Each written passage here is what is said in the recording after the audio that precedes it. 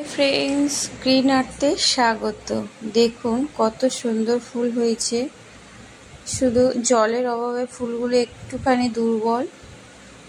এত সুগন্ধ আর গুচ্ছ গুচ্ছ ফুল, এনাকে আর ফেলে রাখতে পারলাম না, তাই আজ রিপোর্ট করব আর সেটাই আপনাদের সাথে শেয়ার করব।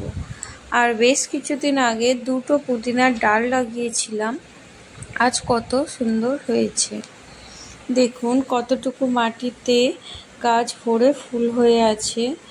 আর এখানে রিপোর্ট না করে পারলাম না, তাই প্রথমে চারিদিকের একটু করে মাটিটাকে আলগা করে নেব। আমি কখনো গ্রো ব্যাগ কেটে ফেলি না, কারণ এই গ্রো ব্যাগটা যথেষ্ট বড়, এখানে যে কোনো গাছ লাগানো যেতে পারে। আজকে যারা আমার ভিডিও প্রথম দেখছেন বন্ধুরা, প্লিজ সাবস্ক্রাইব করবেন, পাশে থাকা বেল বটন অন করে দেবেন। আর পুরানো বন্ধুরা অবশ্যই কমেন্ট করবেন, কমেন্ট করলে ভালো লাগবে।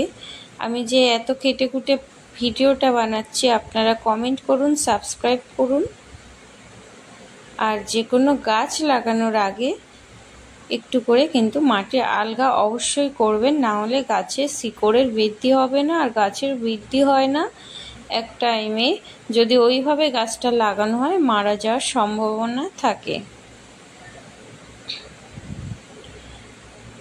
কতটা টাইট বুঝতে পারছেন, তবে শিকড়ে কোনোভাবেই ছেঁড়া যাবে না, শিকড় গোটা থাকবে, এইরকমই রাখতে হবে।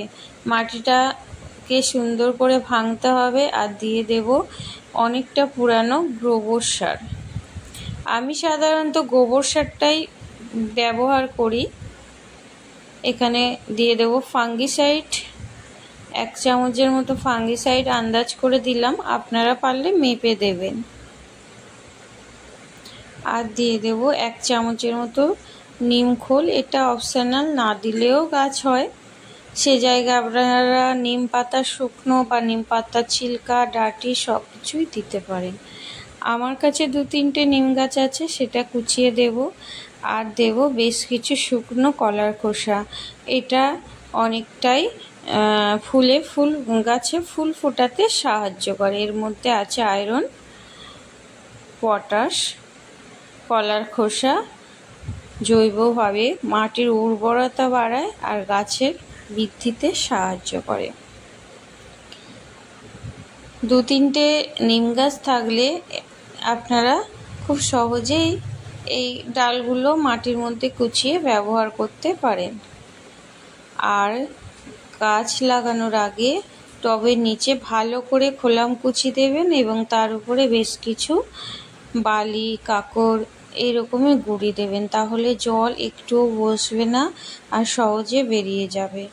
কাঠগোলাপ গাছে কিন্তু জল বসলে মরে যাওয়ার সম্ভাবনা থাকে। এখানে আমি কাটাই ছাঁটাই করা কিছু পুরানো পাতা দিয়ে দিলাম।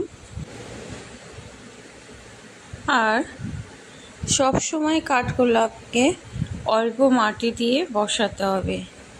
মাটিটা সার মিশানো মাটিটা একটু কম ছিল, তাই আরও একটু বালিযুক্ত মাটি আমি এখানে দিয়ে দিলাম। একদম ঝুরঝুরে শুকনো মাটি, এগুলো পুরানো টবের মাটি, শুকানো অবস্থায় ছিল।